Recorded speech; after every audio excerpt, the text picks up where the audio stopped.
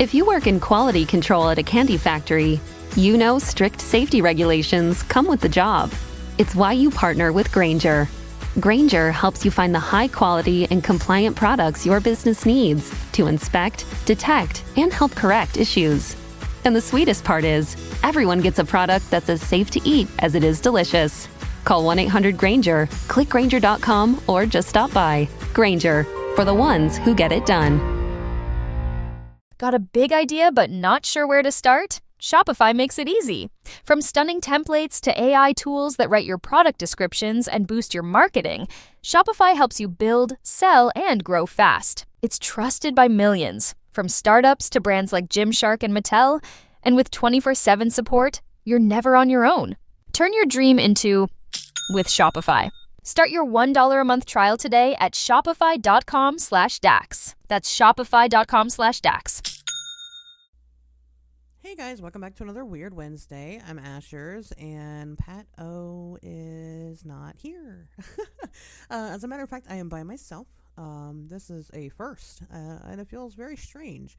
But as you guys know, Pat O, or as he prefers, Dr. X, he had his open heart surgery this past Friday. But he's doing good. He's alive. He made it. Just some after surgery things going on, but he's, like I said, he's alive, and that's what matters. I don't know when he's going to come back quite yet. We haven't really decided. So thank you all for your patience, and you guys just kind of being nice and with all your nice kind words to Mr. Pat. I'm sure I've seen them. But he's still in La La Land with all of the fun drugs that you tend to get whenever you have these types of surgeries. So before I get into, any portion of it, I do have a message from Pat. I will play it here.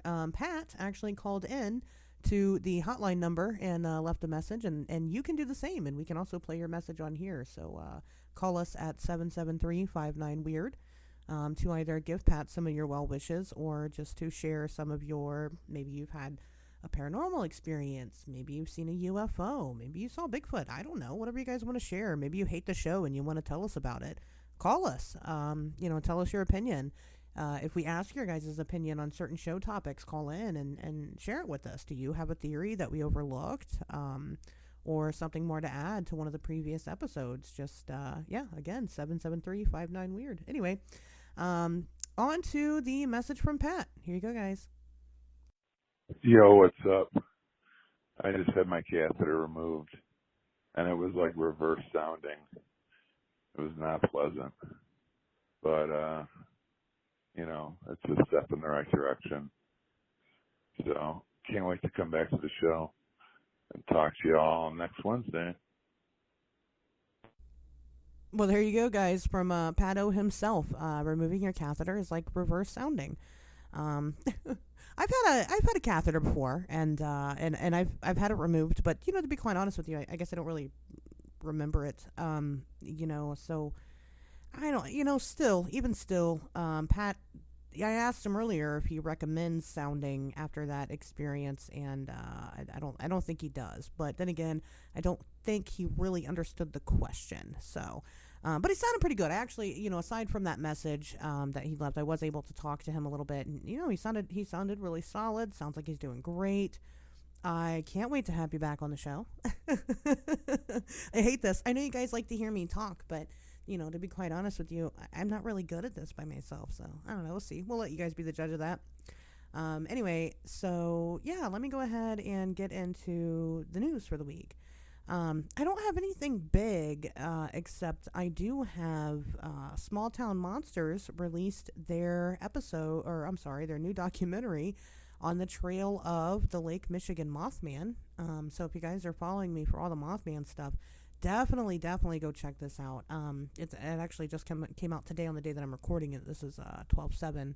So I'm going to, when I'm done here, I'm going to wrap up and go watch it. But yeah, they released it, and I'm excited to check it out. Of course, it features our buddies Emily and Tobias Whalen from Singular Fortean Society, which you guys know.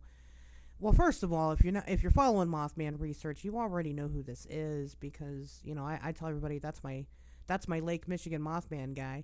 But, if you listen to the show, we've had Tobias on before to talk about it. He's authored a couple of books now. Definitely check it out, at least for that much. So again, get on there, check out On the Trail of the Lake Michigan Mothman by Small Town Monsters and all of the other Small Town Monsters stuff. If you're not privy to that world yet, they do great stuff, and they're all really great people. Seth Breedlove's an awesome dude. And they make all kinds of documentaries on all these high strangeness and Fortean topics, so definitely check them out. But that was really all I had this week for the news. This week's topic is going to be extremely different. We've covered other true crime topics on the show before. As you guys know, true crime is another, subject that I'm really interested in. And I follow all these cases and things like that. I have a friend whom I've known for a couple of years now. We've known each other, and she is a very interesting character. First of all, she makes the coolest fucking cakes that you've ever seen in your entire life, I promise. She's been trying to get on baking shows and things like that, and it's well deserved. She's been on one before. But she's an all-around interesting character. And I met her because she had, which, I tell the story a little bit more in the interview that I'm getting ready to play for you guys, but she had shared this cake that she had made that was Ed Gein inspired, and she had shared it to a serial killer group. And then I found out she's a cake maker, she's local. I needed someone to make me a cake, so I was all over this shit. But it was more than that. The cake that she made it for somebody who she did later find out is a killer. Now, this person, and I'm going to get in a little bit more detail, he is not a serial killer by criminology standard.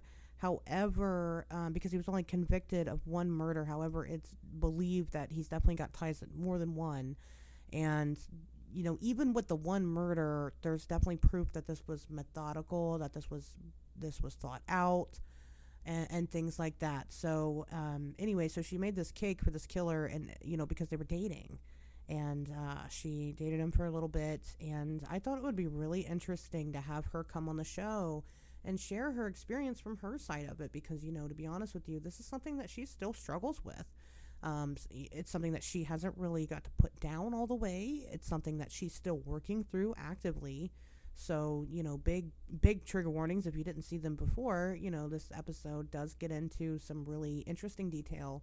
And it is completely up to her to how she handles the trauma and how she wants to do it going forward, and how she wants to conduct herself. But, I wanted to give her a space to share her story from the side of somebody who she most likely, I guess, I don't want to put it lightly, but, to be quite honest with you, she was most likely on his target list.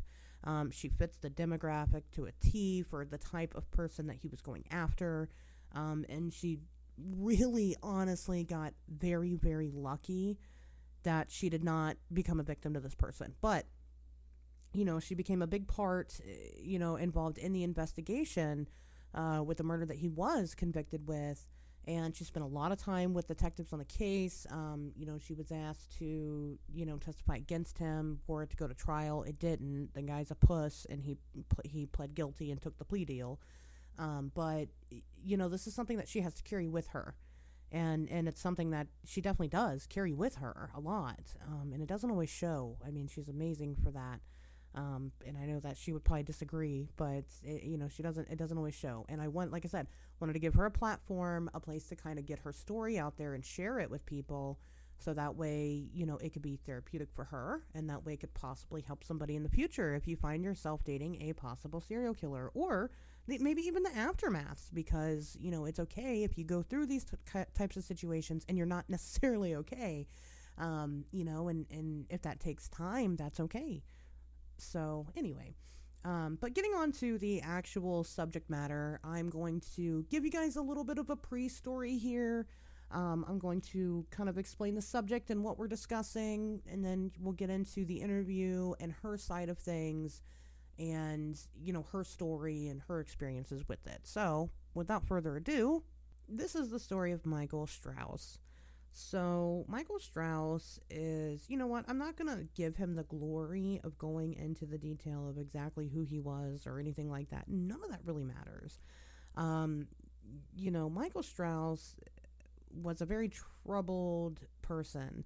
And we know this now. And we kind of just found out about it after he had taken the plea deal over the murder case once those court documents were released. Um, I'll kind of explain the timeline of events as best as I can. Michael, which actually, as a matter of fact, and Sam corrects it in the interview, Michael did go by Micah, which was very strange, but fuck him, it's Michael. Michael became obsessed with a girl named Ellen Wyke, and she goes by Ellie, and so therefore we will continue to call her by Ellie. So he ended up becoming obsessed with this girl to the point of, he was stalking her for months on end. This went on for a while, to the point to where Michael ended up, one night he stood outside of her window and, watched her through the window, and he took video of it. And in the video, he was also masturbating to this. And not only did he take video of this, but he also took said video and sent it to Ellie. So that freaked her out. The constant messages and, points of contact and things like that. Ellie did go to the police, and she did try to file a report against him. Nothing's really done in these situations. I know as a domestic abuse survivor, and a lot of you know, that nothing ever really gets done until it's too late. Ellie went missing July 29th in 2018. Her body was later found, and, it was found basically skeletal at the point that they found it, with a plastic bag over her head. The remains were so decomposed, they couldn't even really determine a cause of death. They could only identify her with dental records. But they were able to connect this back to Michael Strauss, and in the investigation, they had found some other very troubling things. They had later found out that Michael had been texting Ellie through one of those texting apps, posing as her friend Nathan. And I don't know, I'm not entirely sure if Nathan was somebody she knew in her real life or not. But I know one of the things that they determined was that the night that Ellie had disappeared, she had texted Nathan, quote unquote Nathan, which was Michael, and said that she was alone and things like that. And now we know what happened. But again, a lot of this is very much within the anecdotal evidence, I suppose. So they arrest Michael, and he had admitted that he did kill Ellie. He said that he accidentally strangled her to death while they were having sex in the basement that Sam will tell you guys all about. But he also allegedly told another inmate a kind of similar story that he told the police. So he told the police and the inmate that he killed Ellie in the basement while he was filming a torture porn video that he was selling to somebody in LA, and that he frequently made these torture porn videos, and they sold for about $5,000 to $10,000.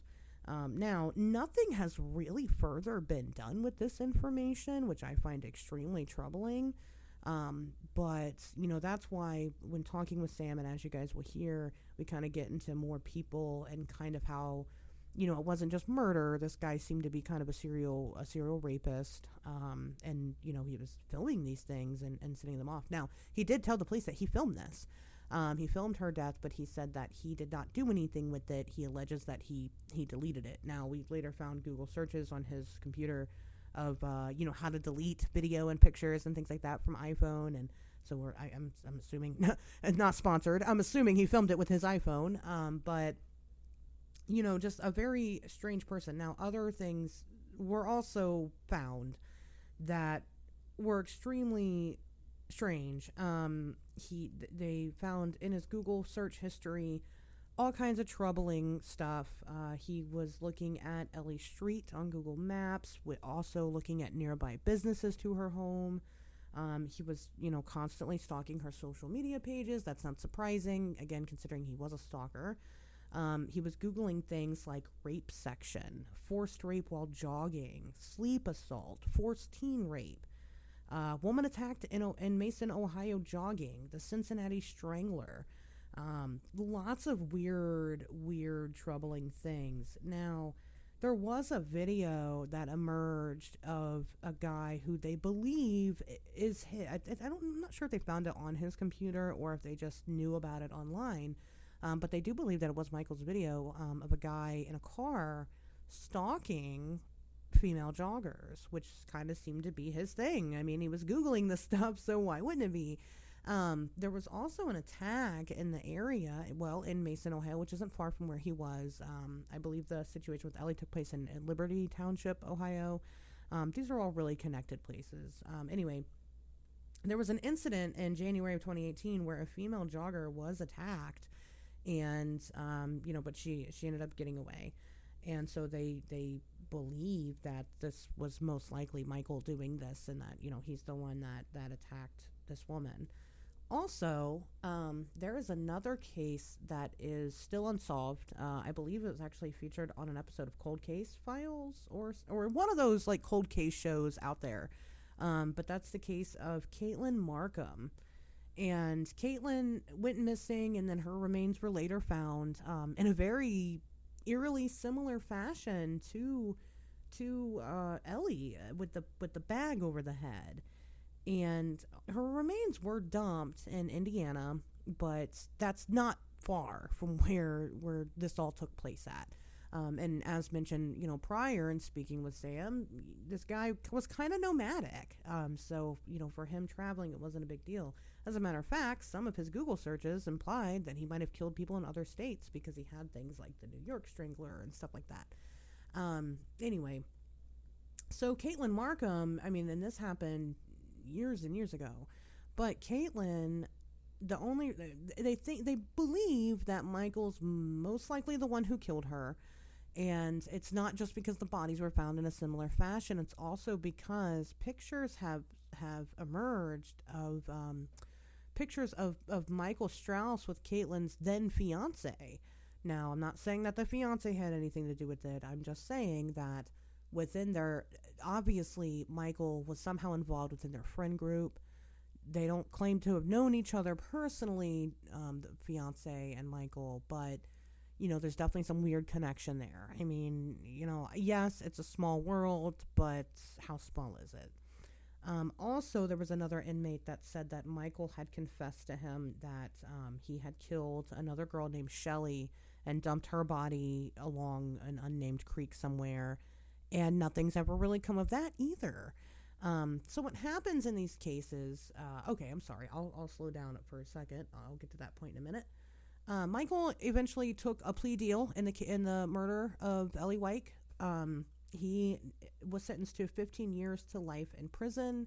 What that means is that he has to serve a minimum 15-year sentence, and then after that point, he can become eligible for parole, and then he can get out. So currently, he is eligible for parole after only 17 and a half years.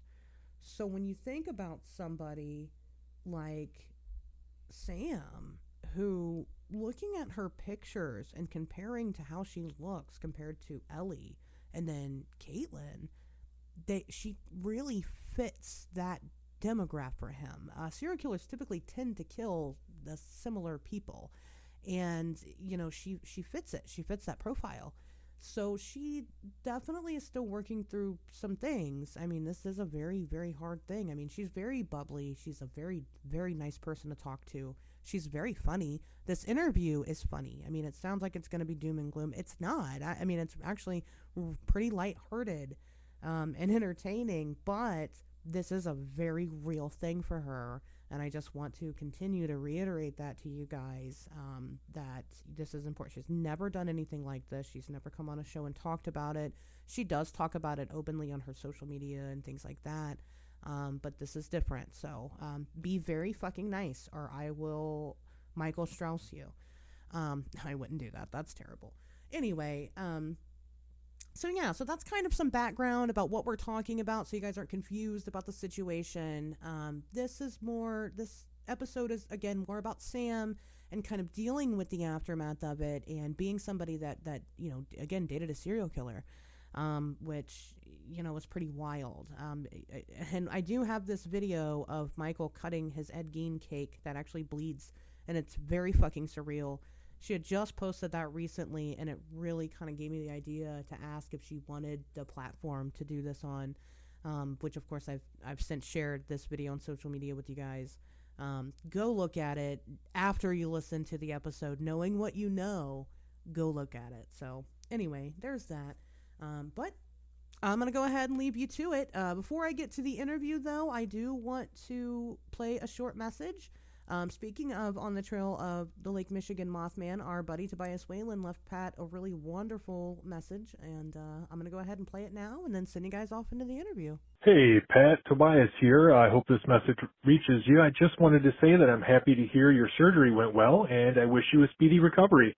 Here's to better days ahead. So this week is going to be a little bit different because usually when we do the show and we have a guest on, we usually kind of have people kind of go through the introduction and stuff with us. And, as you guys know that are listening to this, this person's being introduced right in the middle, and that's fine.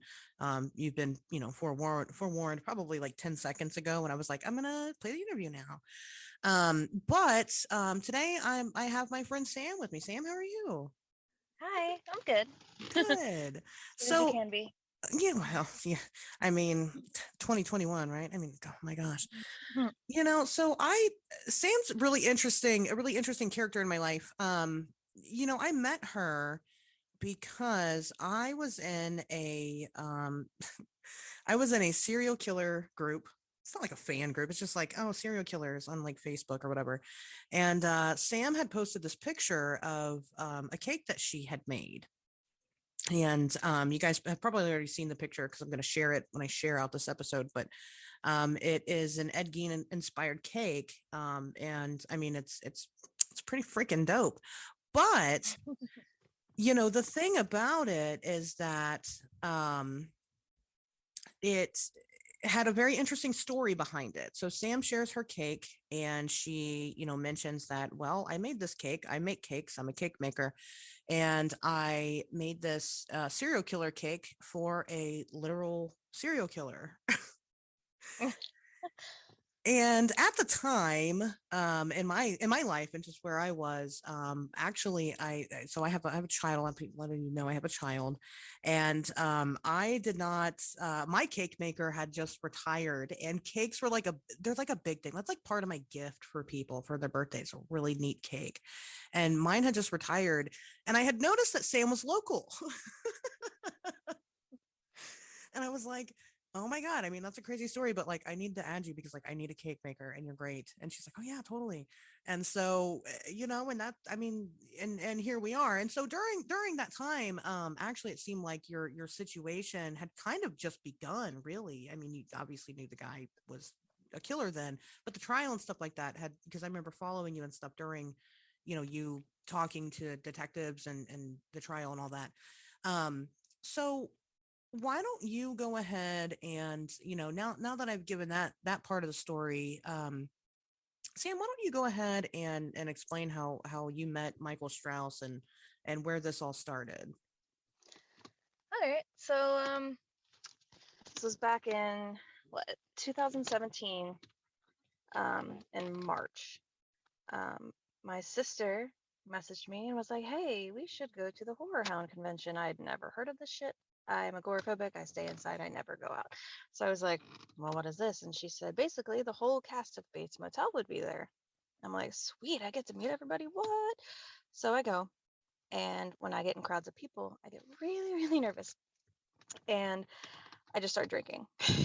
Okay. So I was like double fisting like Jack and Cokes all night. Or all day, I should say. And my sister got really annoyed with me because I was so drunk. And she's just like, I swear she opened like a freaking wall at Sheridanville Convention Center and was like, go find a seat or a row that has 7 seats where we can all sit.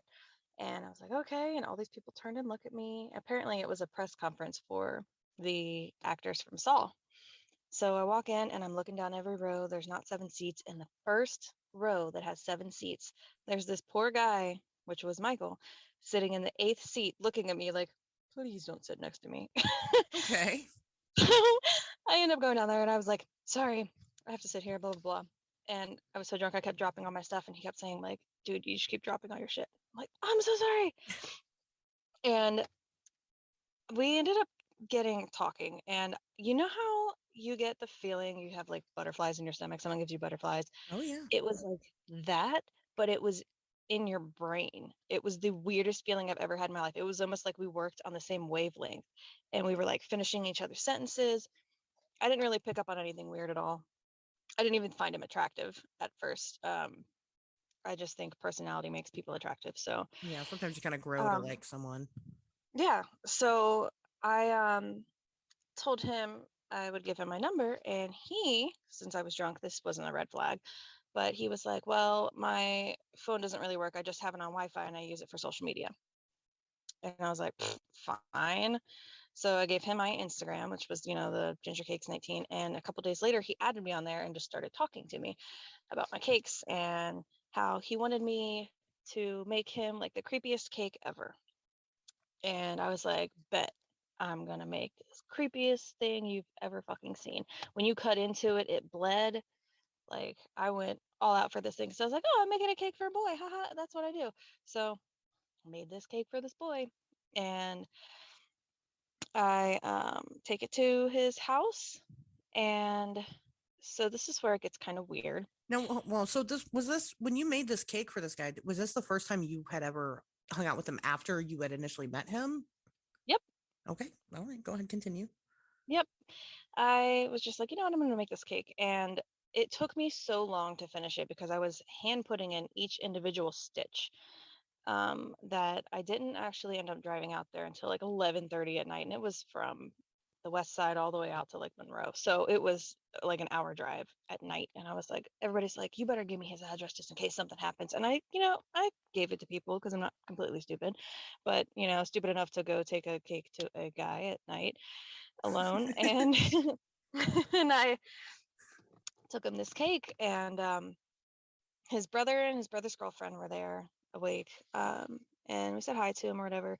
And he's like, so he was like overly nice. And he was just like, can I make you a drink? And I'm like, well, yeah. Because I was so nervous about just being somewhere I'm not used to being. And so he went to make me like Jack and Coke or something, and they ran out. So then he mixed like vodka into it. I mean, it was like 6 different really disgusting things that should probably not be mixed together. So it tasted really weird to begin with.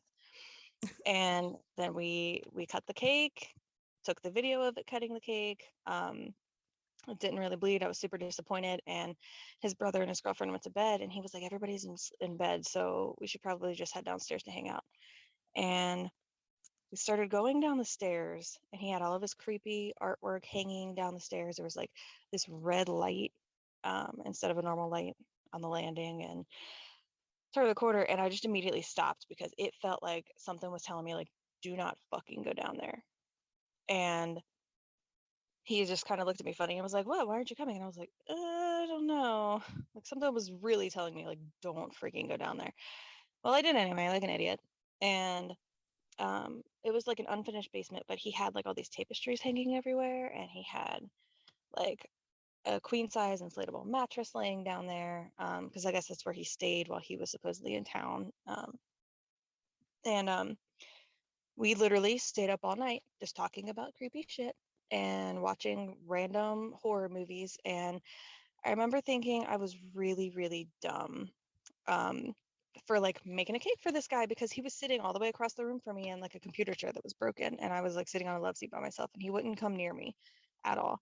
And is it okay if I start going into like TMI and really weird shit? Oh yeah, you can. I mean, you can Okay. say anything that you want. There's no censorship here, so. Okay. So he he was just sitting across the room from me the whole time, and I had to pee really bad, and I'd only drank like a little bit of my drink because it tasted so weird. And I went upstairs, and I remember it was like at the end of my period, so I like took my tampon out, and I was like, oh, okay, I don't need to put another one in, I'm fine. And that's relevant because I was just like super like dry, not to be gross, but like, Sure. like, yeah. And it was not good. I was not expecting anything to fucking happen. Okay. So I go back downstairs and he's very persistent. He's just like, you didn't finish your drink. And I'm like, I know, I'm sorry. He's like giggling, like really weird, almost being too friendly. He's just like, you need to catch up, blah, blah, blah. I took one sip of this drink and immediately it felt like I swallowed, I don't know how many rocks or like battery acid or something. My stomach just sank. And I was like, oh, yeah, something's wrong with that. I'm not going to drink that. So I didn't drink it. And we get to talking and I bring up a creepy story about how my daughter was talking about Caitlin Markham when Caitlin Markham was missing and she had never known who she was. And he perked up and he walked across the room and sat right next to me on the love seat with our legs touching. And he was pretending like he knew less than he really did. You could tell that he was just kind of like making a face. Like I don't know how to explain it. He got really excited. Like he wanted to hear the details of what people were saying.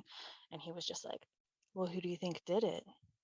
Blah, blah, blah, blah, blah. It was just being real fucking weird. And then he, like, in between, he kept saying, like, oh, yeah, well, you didn't finish your drink, blah, blah, blah. Well, he was just kind of like smiling every time we would talk about the Caitlin Markham case. I was just like, that's a little weird. I didn't think much of it, though. And it got to be like 5 a.m. and it was way too late. I was so tired from not sleeping very much, trying to stay up and do that cake. And I was just like, can I crash here? Is that okay? And he's like, yeah, I don't mind. He's like, you can stay down here and sleep in this bed or whatever. I'll go upstairs. I was like, please don't leave me down here by myself. Right, in your creepy basement. Creepy ass basement. I was like, what am I gonna do? I'm gonna walk upstairs and be some random girl like the next morning when his Right. mom wakes up. Like, so, and he laughed at me and he was like, all right, fine, I'll stay down here too. And he gave me a blanket and he gave me, you know, whatever side of the bed and some pillows. And I laid down and he was like, no, come here and lay on me. And I was like, okay. And then me being, you know, I hadn't been with anybody since me and my fiance broke up in 5 years. And I was just like, oh, he wants to snuggle me. That's kind of cute. My Yeah. dumbass. So I went over and I kind of like laid on him. And he just like grabbed my face and started kissing me. And I like kind of pulled away. I was like, oh. And he laughed and he like giggled and he's like, you're cute. And he did it again. And I pulled away again. And he fucking grabbed his hand and like shoved it like up my skirt. And I was like, just got off my period. And I was just like, oh, that shit hurt. And immediately it was just like climbing on top of me. Like, sure. I was like, it was pretty clear by this point that he was going to get whatever he wanted. So I was like, just fucking froze. I was like, oh, what do I do? Do I just gotta go with it? Because I've already Right. pulled away 3 times. And I just kind of sat there for a second because I was like, is this really fucking happening? And everybody fucking told me, like, I told you so, don't go, blah, blah, blah. And that's like in the back of my head. And I'm just like, every time that I kind of like struggled or pulled away, he would enjoy it more. And I noticed that really early on. So I just fucking froze. And I mean, I'm guessing that's considered rape. Like, I don't really know what to make of it because I just kind of like froze and sat there like, what do you Well, do? yeah, it is. I Creepy. understand the confusion, and I think that a lot of just, I mean, just sidebar, just as a women's issue in general, I think that we've all kind of been in that situation, as fucked up as it is, and I think that kind of as the new generations are coming up, we're all going, wait a minute, that shit's not okay. So yes, I mean, if you, I think that if you don't explicitly give consent, then yeah, I think that's considered rape.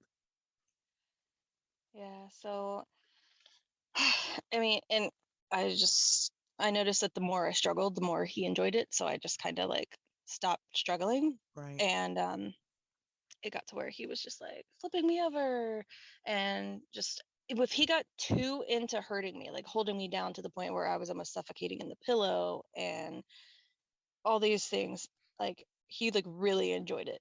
Like it was not it was Wow. not it was a bar above BDSM, I should say. and really awkward.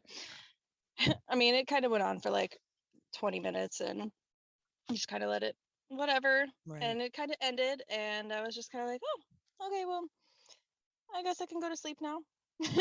I guess, I don't know, this is really weird. And then I went to sleep, and the next morning I didn't want it to be awkward, and I didn't want to be in that state of mind where I wanted to be the victim and have to like think about that, because I knew when I would go Sure. to work on Monday, everybody would be like, oh, so what happened when you went over there? Yeah. And so I was just like, all right, well, let's not make this awkward. So I ended up having sex with him again. And that one was a little bit more consensual. But once again, if he got too into hurting me, he would just kind of like stop. Like it was, I don't even know. He kept saying he had these migraines. Like if he overenjoyed like hurting me, he would stop. I don't understand what it was, but I ended up doing the walk of shame past the family while everybody was eating tacos. Wonderful. like Sunday, yeah. And I was kind of joking about it with my friends, like, oh yeah, haha, I have this eyeliner that doesn't come off, and he totally fucked my eyeliner off, and just kind of made it like a lighthearted joke, and I Sure. didn't think anything of it. And then like a couple weeks later, he maybe not even, maybe like a week later, he ended up coming over to my house, and I had just moved into this apartment, and I had like nothing because I threw everything away from my old one, and like I didn't have a bed yet. So he was awesome at the time. He was very good at hiding how terrible he was. Like, Well, you said he was very friendly and nice. I mean, yeah, but I'm like super empath, like possibly a healer, and I can like tell when yeah. people are faking it, and I couldn't tell that he was faking it. That's the creepy part to me, is that I can tell anybody's vibes, and he hit it so well. And well, he came over, and we stayed up all night. I cooked fancy for him. We dressed up fancy, and I cooked fancy for him, and we watched creepy movies and drank a jug of wine and built a pillow fort, and then he fucked me in the pillow fort. You tell me that's not like the perfect date night. That actually sounds pretty great. Yeah. I mean, it It sucks that this guy's was a serial killer, but like, right? So it was like the perfect date night. And it's just kind of like, oh. But when you look back on it, like, um, I don't know, like, he came over to my house, I think maybe 2 or 3 times. And I was just like, all right, if something's off about this guy, give me a sign. And his car fucking broke, and he quit coming over.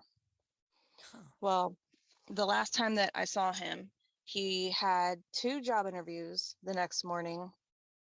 And he was like, can I take a shower? And I was like, yeah, you can take a shower. I don't fucking care. So he went and took a shower. And I should say, every single time he came over, my cat tried to attack him. Like every single time he looked at him, he was just like, you. And he attacked him like every single time. And the last time he was there, he stopped attacking him because he finally figured out he couldn't hurt him. But yeah, he like kind of like climbed on top of me again the last time he was over. And he started choking me when he was on top. And it wasn't like, I guess, your normal, oh, I'm choking, blah, blah, blah. I started realizing like I really couldn't breathe. And I said something to him. I was just kind of like, dude, I can't breathe. And he fucking smiled. And he started doing it harder. And he leaned in closer, like to watch my eyes. And I was like, and I realized the more I struggled, the harder he did it, and the more I couldn't breathe. And I was like, Wow. That's yeah, but when he leaned in, I noticed that his eyes were fucking turning black, and I have never heard of that or seen that ever in my life until I watched a fucking documentary on Ted Bundy like a couple of years ago, and the only girl that got away said his eyes were turning black. Yeah. And I was like, Yeah. holy shit. So like the more that I couldn't breathe, the more excited he got. It was like his eyes started turning black. So I stopped struggling, and I just fucking laid there, and I smiled at him. I still remember that I fucking smiled at him so that he would stop. And it worked, and he did, and he ended up just getting off of me because it just, I guess it didn't do anything for him anymore. I don't know. But he stopped, and he got off of me, and he went and got a shower and went to his job interviews. I remember him texting me and telling me that I must have been good luck because he got hired at both jobs. Oh. Yeah. And I didn't really think anything of it until later on, my sister and my friend texted me and said, "Yo, was this that guy?" What, a year later, and it said that he'd been arrested for possibly murdering Ellie week, and I was just kind of like, um, there's no way he did that. And my sister said the same thing. She was like I walked in on my sister and her husband telling my mom how awesome this guy was. Like they didn't think anything was wrong with him. That's like how good he was at hiding it. And um, we were just kind of like, there's no way he did that. And then it turns out like all these people that I knew were kind of like talking through the grapevine, all talking to detectives, and everybody got with me and were like, hey, we think you should go talk to the detective because you got in his brain more than anybody. You've listened to him talk like a lot. He probably slipped up and said some stuff. And the thing is that kills me is that he actually almost started like stalking me right before he started stalking Ellie. He popped back up on my social media, started liking random posts and pictures, even though we weren't friends on social media. And then he messaged me and said, hey, we should go to lunch sometime. And at this time, I was with my ex, and I just started talking to my ex, and I kind of like agreed with him. I was like, yeah, maybe we can go to lunch, blah, blah, blah, it's fine. But since I was started talking to Wes, I was like, nah, I think I'm just going to kind of not go. And he So, told me he was going to be at Horror Hound. okay. Um, so we went there and we didn't see him, luckily. But what were you going to say? Well, so I just we'll backtrack just a little bit. So, this last incident that you had with him, I mean, did you stop talking to him because of what had happened, or was it just you guys just kind of fell off with each other? I mean, So I'm glad you asked. Okay, so he told me that, oh, I got 2 jobs and I'm just busy all the time now, blah, blah, blah. When really oh, his car broke, and since I was too far away of a target, he went for somebody closer. okay, I see. And so he started seeing this other girl that I actually became friends with. I love her to death. She had no idea about me. And I ended up messaging her after all of this came out and was like, hey, are you okay? Are you good? Like, because I know this is what happened to me, and you were the girl after, so I'm sure it was worse with you. And Oh my goodness. So was he with anybody? Because I'm sorry. You know what? I'll wait on that question. Um, what were we talking about? Oh, you said you guys went to Horror Hound. He wasn't there. yeah, Um, so he wasn't there, but I totally would have gone out on like a lunch date with him if I hadn't met Wes. So Wes pretty much saved my life because this guy literally started like stalking my social media and everything, and then asked me to go back out. And it was almost like he was coming back to finish the job. That's what it right, felt like. right. And um, I didn't, luckily. But when I went to talk to detectives, I like went there like trying to remember everything he ever told me. Like he always said he wanted to work in a morgue because he liked playing with dead bodies and all this just really random weird shit that he used to say. And I walked in there and the detective was like super sweet, but every time I started talking, he would back me up and go, wait, wait, wait. So I'm sorry, I'm just trying to get this right. Can you back up and tell me he did what to you? He did what? Blah, blah, blah. He made you a drink, blah, blah, blah. And he was taking notes. And it got to the point where it got really uncomfortable talking to him because I realized he didn't want to know anything that Micah said to me. He just wanted to know what he did to me.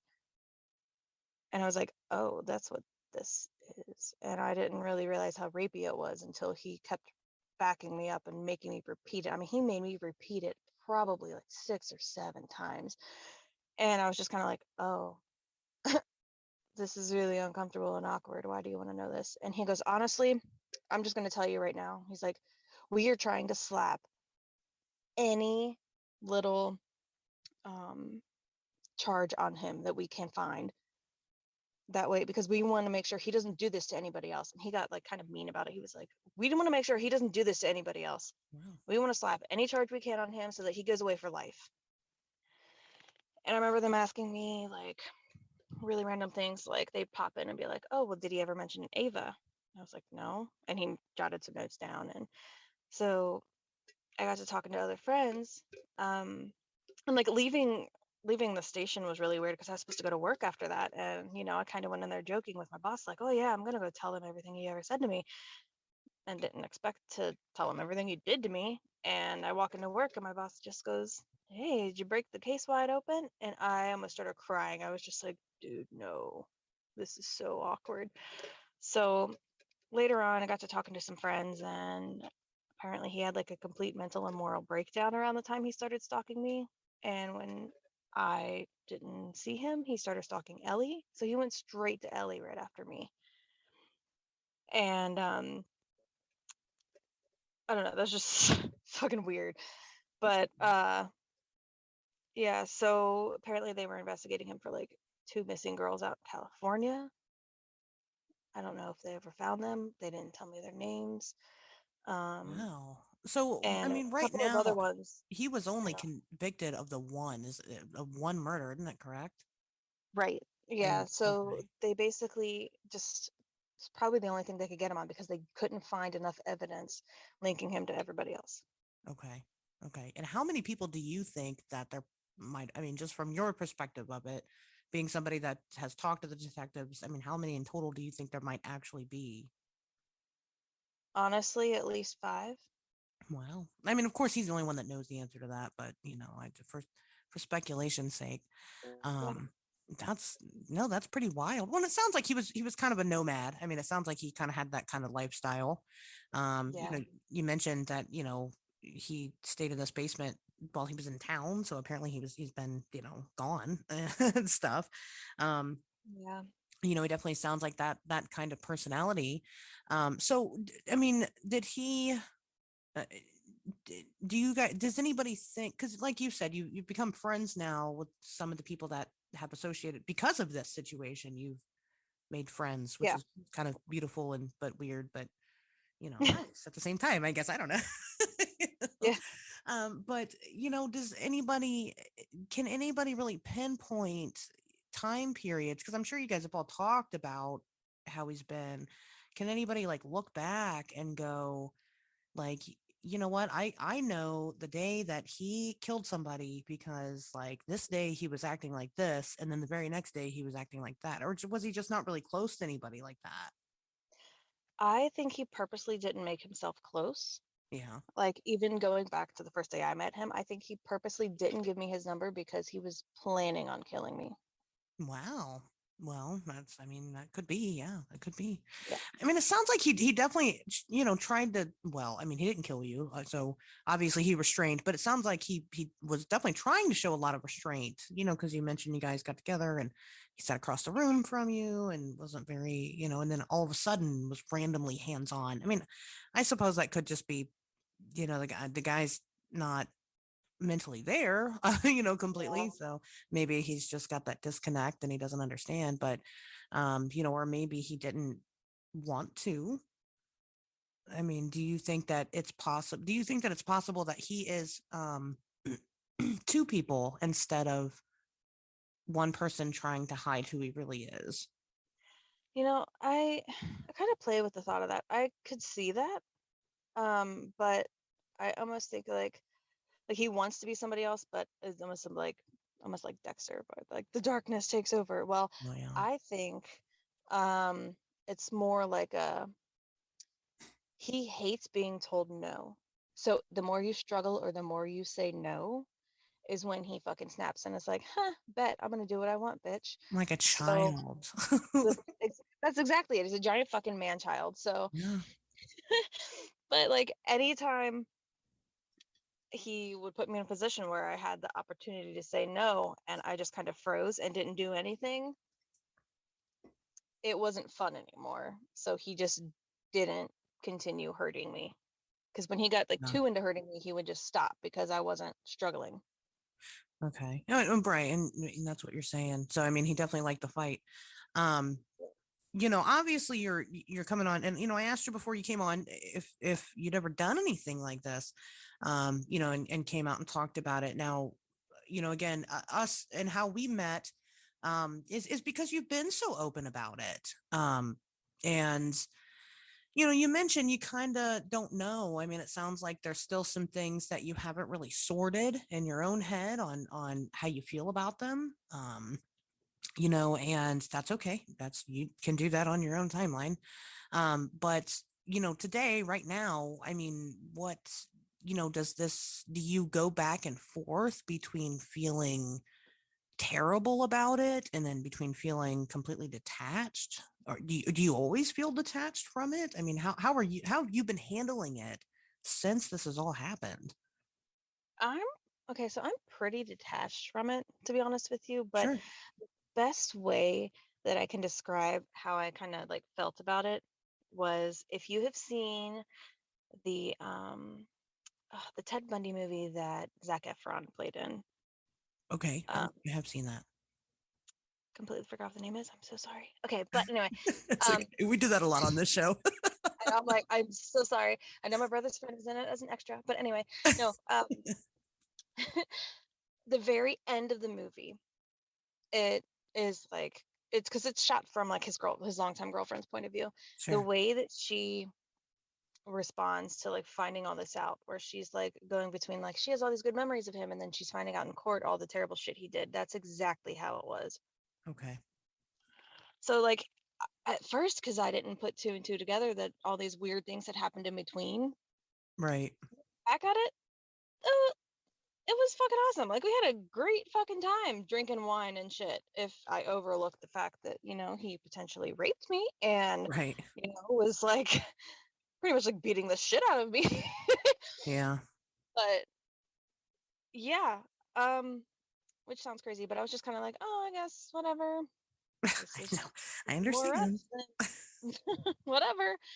But yeah, I never really realized that. Like I found out afterwards, articles came out saying that he was drugging women and raping them and filming torture porn and selling it to somebody in California for $5,000 to $10,000 a video. And I was totally supposed to be one of those, but I did not drink my drink because when I took a sip, when I came back from the bathroom, it fucking hurt my stomach. Yeah. Okay. I was going to ask about this because I mean, there's definitely more than just he was killing people, and people are really fascinated by crimes on film and things like that. Yeah. So now in hindsight, I mean, obviously then you didn't drink the drink and go, oh, he drugged my drink, or I don't know, maybe you did and you just overlooked it. I don't think you did. I don't think you knew, but in hindsight now you genuinely believe that you were supposed to be a part of these videos that he was making, and that also you were supposed to be a victim. Yeah. I mean, like, I noticed that I was getting very, very, like, abnormally tired after I drank it. Like, I made an attempt to drink it, but every Right. time I took a sip, it hurt like I was drinking battery acid or something. It was like insane.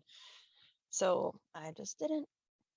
Well, like you said, it was And already kind of a weird mix of just kind of everything anyway. right, Um, that's what I assumed it was. That's why I was just kind of like, oh, whatever. and it might have been, and he might have done that to try to kind of mask how it was tasting. To just Possibly. maybe like have you be like, oh, it just tastes like that because there's like five different liquors in there. I don't know. That definitely could be it. So, how did they? So, what they retrieved? I mean, how did they catch him? What piece of evidence? You know, pointed them to this. Um, so this is just so weird to me. So I slept in the bed that he killed her in. I slept with the blanket that he wrapped her body in. Wow. That's really fucking weird for me. Um, his dumbass, I guess he took a trophy and had a lock of her hair at his house. I don't really remember how they kind of caught on to him, but I know that he transported her body in his mom's trunk, so they just took his mom's car as Okay. evidence, and I don't know if she ever really got that back. I don't remember what led them to him, but I know that he was using burner phones. He was texting her. He was stalking her. He was sending her videos of her through her window, like he was recording her. Um, I know that when he kidnapped her, he like zip tied her hands, either behind her back or in front of her, and killed her at home. Um, filming one of those videos, he ended up filming the murder, but supposedly he felt bad and deleted it, and they never found it. Yeah, I was wondering about because I had read that, but I didn't, I mean, I guess if they've never found it, what can they do? I I mean, even if they did, they wouldn't say to the public, like, "Hey, we found it," because that would upset the family. That's So, true. Yeah. but Oh, all I know is that, yeah, one of my friends, she had been interviewed by police too, and I asked her about it. She was the one that, dated him after me. She was with him for like 6 months, and I asked her if she talked to the police again, and she said once. She said they called me and they asked if I had ever made torture porn with him or a snuff film. And I was like, no, why would I do that? And they said, are you sure? She's like, yeah, why would I do that? And they said, well, was there ever a time when your dad intervened? And she said she really sat and thought about it. She said the only thing she could think of was the only night that Micah stayed over.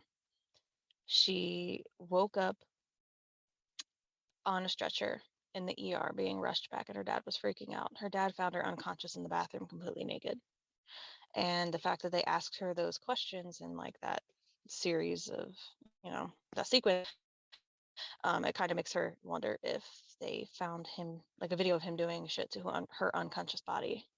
wow. And why would they keep that information from the victims?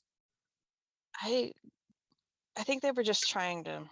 I mean, they kind of have to do that with any investigation, really, just to kind of not plant that in your head. Just, Yeah. hey, what do you remember?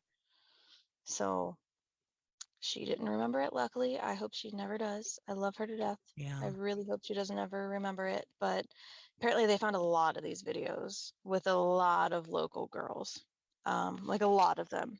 And when I called the detective back to talk to him, he was kind of like condescending to me, like, "Oh yeah, you're the one that was like kind of rapey, but not really." Wow.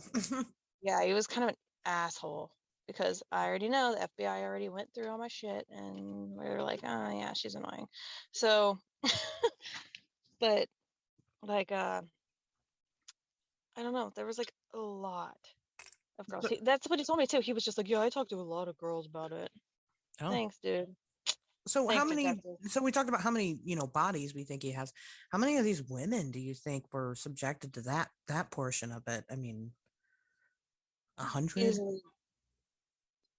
Um, honestly, I can't really put a number on it. Sure. I mean, in Ohio or in Cincinnati, at least, probably at least in the 30s or more, because they confirmed that he was the one that tried to kidnap a girl that was jogging, and they found, on his computer, like forced rape while jogging and all this, like Google Yeah. searches that were just insane. But he, what was it? Lost my train of thought. We were talking about these videos that he was making and selling and the amount and all the things that he was Googling. And I don't know if any of that helps bring it back. Almost. It's like right there. Oh. Yeah, so he was a film student. That's what he told me too. 'Cause Okay. he was. So that's the thing, is he would go to California a lot, and just basically like couch surf on random people's couches because he would be out there making movies.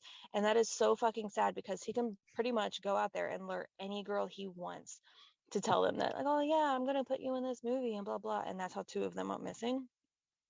Wow. At least 2 that they were onto him for. And I don't know. I mean, in my heart, I honestly believe that he did kill Caitlin Markham, just because the way he was acting when we were talking about it, and they were found in very similar circumstances, like Yeah. right in the woods, dumped, all that jazz. I really do think he did it. And I feel like that one's kind of more widely accepted as like that's his other unofficial, victim. Yeah. As bad as it is to say that way, just without evidence, I mean, they can't pinpoint it on people sometimes.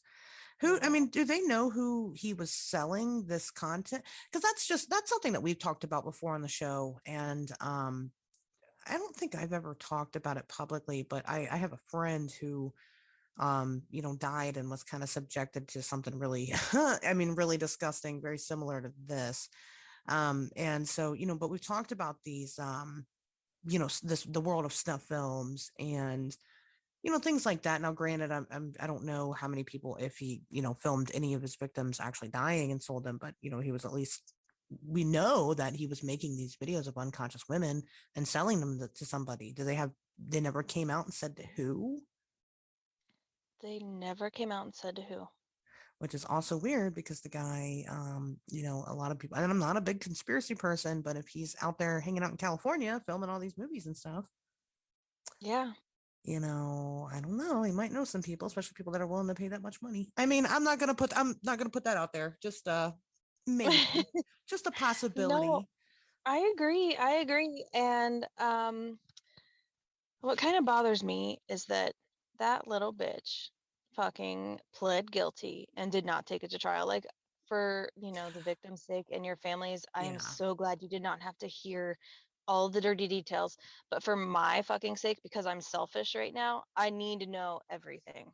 And I will Right. never fucking know. I will never know. And all I know right now is that as of 2018 or 19, when he finally got sentenced, in 17.5 years, I'm going to have to worry about mine and my two daughters' safety because he could possibly get out.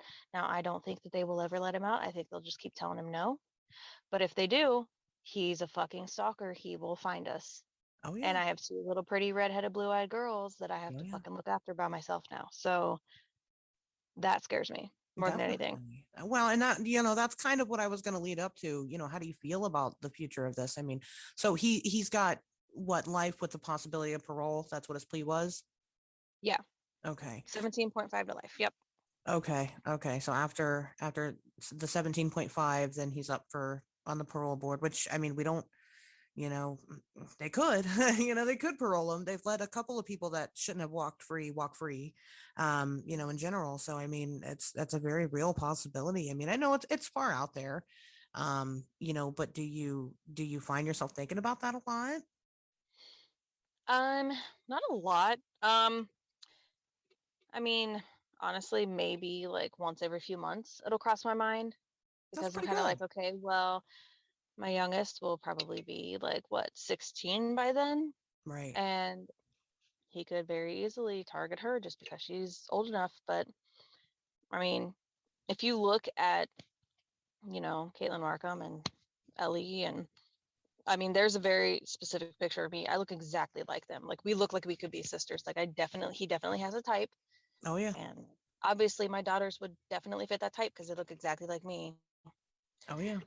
So it definitely freaks me out, Um, especially because like he wouldn't have even known who they were if it weren't for me. Like, if he stalks me and finds me, if they let him out, there's a lot of what ifs that I shouldn't think about. But well, I mean, at least not for, at least another 15 years, but, but it is a very real possibility. I mean, the fact that he's got the chance to come out, kind of keeps you in that mindset. And yeah. how can you not think about it? I know that when it comes closer to that time, I mean, at that point in time, you will have an opportunity to speak and, I'm so scared. I oh, don't know if I'll be yeah. able to stand in front of him. Like, they I don't asked think me, you like, have to stand in front of him, do you? I don't think so, no. But I mean, they even asked me, like, if this goes to trial, will you, testify against him? And they knew for a fact that I was fucking terrified of that, because what if I testify against him and they don't convict him, and Yeah. then he knows, you know what I mean? And knowing what he's capable of, like, I'm sorry, like, it was rumored that he did like all this really awful shit to Ellie, like that they couldn't identify her body because he cut her fingertips off and ripped her teeth out, kind type shit, and that Oh, they ID'd her by like bloody clothes on the scene. And that's not somebody that you want to really fuck with. So I wow. don't really want I Yeah. don't really want to, testify against that guy. And I mean, Sure. I have had nightmares like so much like that. Guess what? He didn't get convicted and he comes after you. And it's sometimes like I remember the dreams and I'm just like freaking out and screaming the entire time. And when you wake up, you're just in that panic mode all day long because you are in Yeah. like, survival mode the entire night you were supposedly sleeping and supposed to be sleeping. Sorry, I'm drinking wine. Ignore me, but It's okay. I'm drinking a lot of You wine. do you. But You anyway. were almost killed. You can do whatever you want. It's fine. Oh, thanks, babe. No, but yeah. So like, I don't even know. Like, I specifically remember there's this this is so random, like a four-tiered cake for a 50th anniversary that I was making, and I had a nightmare about that the night before, like a straight up fucking night terror that I did not remember.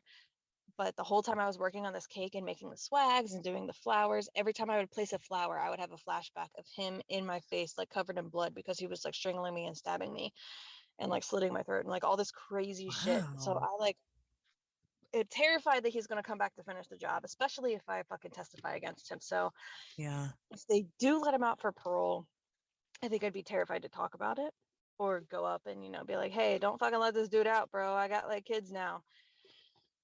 Have you thought Like, about moving out of your area that you're in? I mean, yeah, actually, yeah. I mean, I would have to basically stay here until both of my girls are out of school.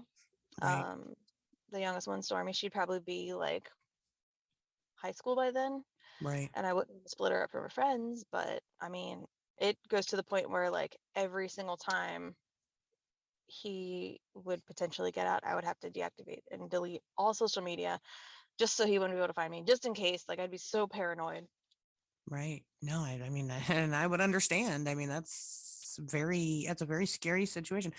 People that have been victims to other things, because I'm not going to say that you're a victim. I think that's Mhm. actually kind of rude, Yeah. because you survived, compared to Yep. the possibilities. You're a survivor. But people that have been through similar situations and that have been afraid for their life, domestic abuse, people like people that are in those situations, they've been fearful for their life, and it's not really something that you let go of. I'm a victim of, well, I'm sorry, I'm a survivor of domestic abuse. And I have not seen my abuser. I mean, we haven't been together in like 10 years, and to this day still think about it, and I still worry. And and he never killed anybody, but he could, and I don't want to be that person that he does kill. So and you do, I mean, do I think about it every single day? No, no, not at all. But sometimes something strange, something little will happen, and it will trigger those, it'll kick off those memories and those feelings all over again. Yeah. And it's just kind of something, I mean, they get fewer and far, in between, but is it something that I think will ever go away? No. As long as they're still alive, no, I don't. um I mean, and it might sound really shitty, but the luckiest that we could get is that they die, or that they kill themselves, or somebody else kills them. You know what I mean? I mean, it sounds bad, but like that's the only way that you could really know peace, because then that you're not in danger of that person anymore. um Yeah. so that's kind of and as somebody, like I said, I can relate, because I've been somebody that has had to think of a plan. Like, what if this person does come after me? And like, I've had to sit here, you don't think about it. Everybody, I don't care who you are, everybody at least once in their life has thought about killing another person. Everybody's thought about it. Everybody's been like, I don't know, I don't think I could do that. Or, maybe, yeah, maybe I could do that in the right circumstances, in whatever capacity you've thought about it. Maybe not in a weird, Michael Strauss type of way, but, just in Yeah. general. But when you have something like this that looms over you, you have genuinely sat down and considered the very real possibility that this person might come after you, and you have had to decide, if they do, I'm going to fucking kill them. And so, it's weird to see that side of yourself. And I'm sure even weirder to see that side of yourself when the person that is the center of well, I'm not going to say your torment, but the center of this, in general, is a killer themselves, and that's why they're so repulsive.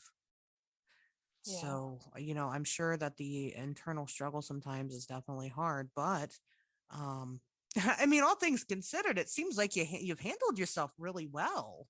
Um which is shocking. I mean, it's shocking, but that's an amazing gift. I don't think you realize, how I'm not gonna say how lucky you are, because you're not. It's very unfortunate you have to deal with it in the first place, but I don't think you realize that you hold this gift to be able to kind of go forward and share this knowledge because you're not breaking yourself to do it. Some people don't have that capability. So, was there anything at all looking back, if you were looking at this from an outside perspective, which you do because you disassociate from it, Mhm. um, what kind of insight can you share with people who might be in similar situations or things to look out for? Or because it sounds like to me, I'll be honest with you, I just think that this is like, oh, it's just some edgy edgelord dude. Like I would never suspect that this guy was killer. Yeah, I think the number one thing that I always thought of looking back on it was his name was Michael and he went by Micah on everything. Like he did not share his actual real name, and Okay. that should be a red flag. Like it's different if you have like a nickname or whatever, but he swore up and down like, no, my name is Micah, and he never talked about being Michael. He's like, yeah, my mom calls me that, but nobody calls me that. I don't know. It's just he tried to create like a whole personality that was different from who he actually was. Um, Interesting. Okay. And that was well, and like you said, not sharing. Did you ever have a phone number for no, no, I did not. him? So maybe Nope. don't like go meet up with strange men at 11:30 at night to give them an Ed Gein cake that bleeds, Yeah, don't do what I did. without at least I having their phone number and knowing their first name.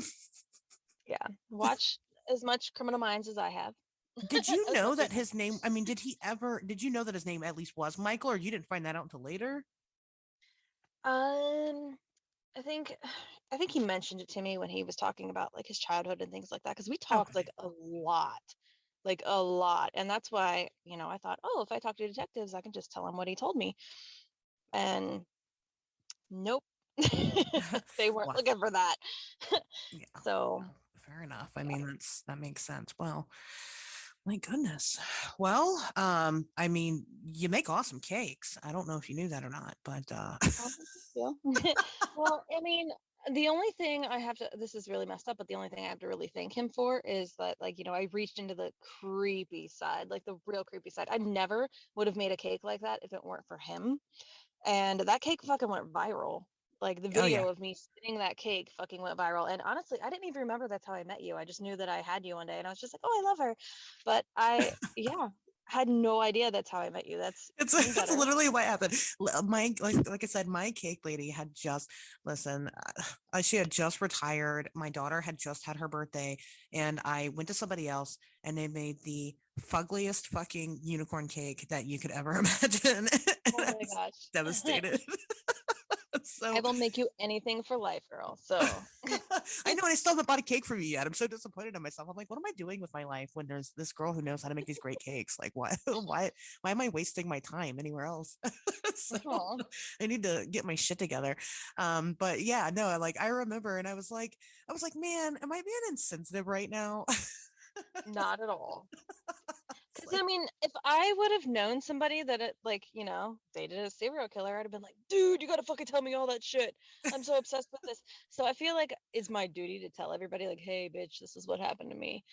But it's not like I think it's cool at all. There's still stuff that really bothers me. What bothered me the sure. most for a really long time was why me? Oh yeah. What did I do different that they did not? And the only answer I come up with is that I didn't say no. I I think that he maybe had some kind of fucking complex. He fucking hates women. Like he hates women. Like he just wants women dead in the worst way possible, which is actually really creepy to me. So Yeah. real quick, like the night that I went over there, I told him that I felt really weird about his basement, and he asked why. And I said, this is going to sound really weird because I'm open to this kind of stuff, but it feels like there's an old man. I said, it feels like, okay, this kind of is upsetting, but I feel so dumb. Okay. Take Okay, your time. so All right. I straight up told him because I thought his basement was haunted. I did not know I was picking up on him, who Yeah. he was as a person. But I straight up looked at him in the eye and I said, it feels like there is a man in this basement that fucking hates women and wants me dead in the worst way possible. And you should have seen the fucking look on his face. He was just like, oh. And he just kind of looked at me like shocked. He was like, "What?" And I was like, "He fucking hates women, and he wants to murder me, and he wants me dead in the worst way possible because he just fucking hates women." And he just gave me this look like, "Oh my God, why does she know that?" Did he like change the subject? Was it like, oh no, that's not, no, no, you know, what did he, I mean, what, He tried to laugh it off and then was just okay. like, "What do you mean?" And then I told him like, "Oh, it just feels like your basement's haunted." I did not even for a second think it was him because it was coming from like the left of me next to that bed where he fucking raped and recorded all those videos that I fucking Um, slept on. It was like the bad energy was like coming from where that bed was, so I it's figured it was somebody standing by that bed, but it was him. Yeah, it was really weird. Wow. No, that's very, very eerie. Oh my goodness. Yep. Well, so trust your gut also is what you're saying. I mean, Oh, trust your intuition, you trust know. your fucking gut. And if you start to notice that somebody is enjoying it more when they're hurting you more, or, you can't breathe, just fucking your, fight or flight mode just kicks in. Just trust your gut. Do what you think is gonna work because there's no way in hell. I mean, I'm what 5'5.5", and I mean he's only 5'9", but Yeah, he looks like a he's like bitch. very muscular. He was a little bitch, but he was like very muscular. Like if he would have been like on top of me holding me down, there's no way in hell I would have been able to fight him off because I have like fibromyalgia and like if you touch my arm it'll bruise. Sure. So I'm just kind of like so wimpy and I just knew like, Well, and hey, I don't mean, they're not they become kind of superhuman in that. I mean, their goal is to kill you. You know what yeah, I mean? Like, and that's not something that you or I can really relate to because we're not out yeah, there trying to kill people. So, I mean, when you're using everything in you to try to kill someone, I'm sure you become pretty frickin' strong during that time. So, yeah, I I told you, like his eyes were going black because he was enjoying it. well, and then like you said, like with him choking you out the way he was, and you just kind of gave up. I mean, I have to wonder how many people have been in that situation and they did kind of just give up, and that's why they ended up dying. I mean, was because they stopped fighting it. I don't know. I mean, It was sad. I mean, Oh, it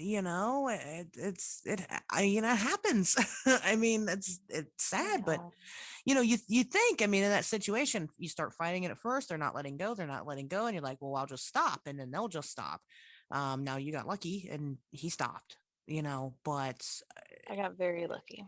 they don't always. At that point, they're like, oh, okay, I got the green light, then I'm just going to continue because she's not going to fight me anyway. It just depends. It depends on the situation that you're in. This is why safe words are always important. If you find somebody that's not willing to make safe words, don't sleep with them. Yeah. That's my PSA.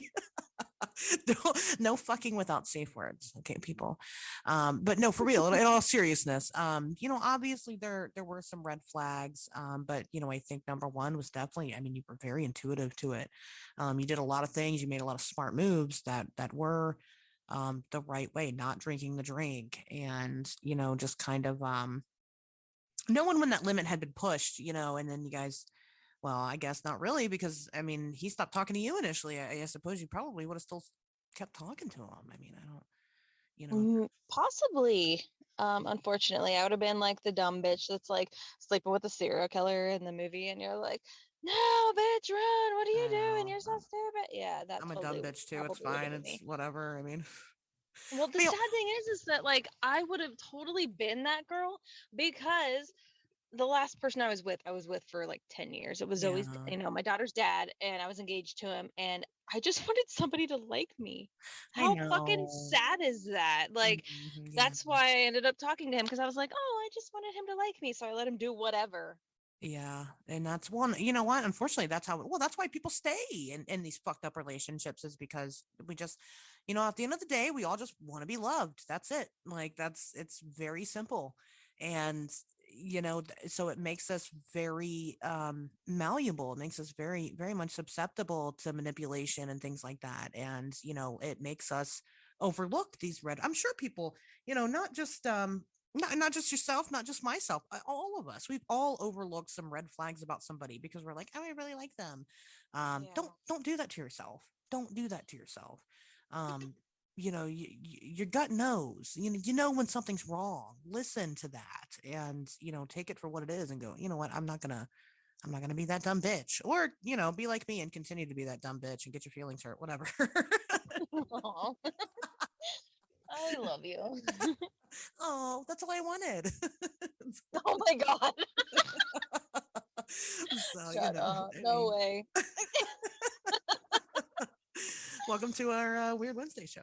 Oh. That's but anyway, um, anything else you want to add before I cut you off? And I think you should like come back and talk about these other things that you were talking about that's super interesting about Yeah. your daughter having these intuitive experiences as well, and things like that. I mean, if that's something that you would want to do. Yeah.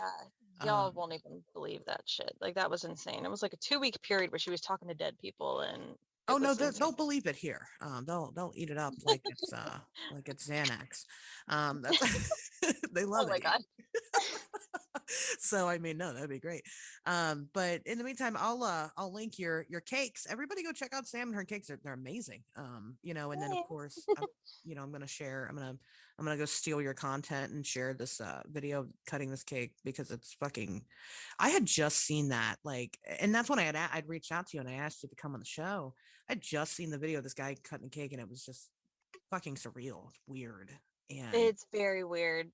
it's just like, I mean, it's like it's like not even real. And maybe that's just because I'm too close to the situation. But when like you watch it and you're like, oh, just some guy, that's a really cool cake and they're really enjoying their cake, and then you're like, oh, this guy's actually like fucking done this to people.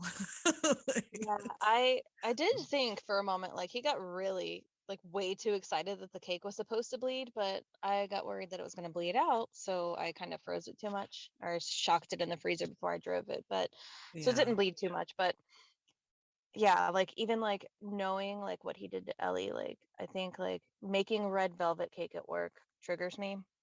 Oh yeah. Mainly when I accidentally spill the red coloring. I've done that a few times all over the table, and I just start having a panic attack because I'm like, oh my God, there's so much blood. Like there had to have been so much blood.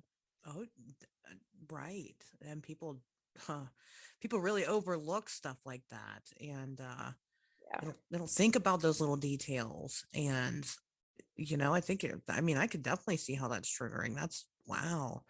He I was when bet. he was like texting her and telling her that he was going to cut her head off and fuck her throat. Do they think he did that to her? Honestly, I don't think that she had her head removed, but I Okay. do know that they found Caitlin's skull in a bag removed from the body. Wow. So maybe he's done something like that. Wow. Yeah, I mean, there you go, folks. That's people. These people are nuts. just saying. That's stay away from weirdos named that named Michael's the red flags. Fuck Michael's. Oh my God. I hope he hears this somehow in prison. I don't know. No, he'll come find me. You know what? He's gonna have to get through me, and I don't even give a fuck. Let me tell you this right now. Like I told you this. I've already decided I'm going to kill somebody, and it's gonna be him. I love you. I will. No, but I I will. like that was one of my nightmares is that it was kind of like the show The Following, where like he had ties to people outside of prison. So anytime like he wanted somebody taken care of, which was of course me in the dream, it would be like the water delivery guy from work or the mailman, somebody that you wouldn't suspect that was supposed to like kill me for him. It was so scary, and I'm like, fuck, that's gonna end up happening. I mean, it's not funny. That's horrifying, but like it's kind of funny. But At the same time, yes, it is. it's horrifying.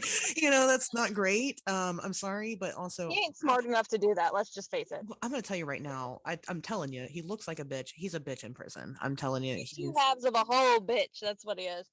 right. I mean, yes, he's getting rode harder than the fucking Kentucky Derby horses. I promise you. Damn. I promise you. I know prison life. Kentucky Derby horses. They're harder than the Kentucky Derby horses. Yes, he's definitely getting his. So we'll see. Anyway, all right. Yeah. Well, I'll stop love it. threatening people now on my Oh my God. No wonder why I don't get sponsorships. There's throat fucking and threatening people. And I'm sorry, it's my fault. no, I promise it's probably not the first time we've talked about all of these things in the same show. So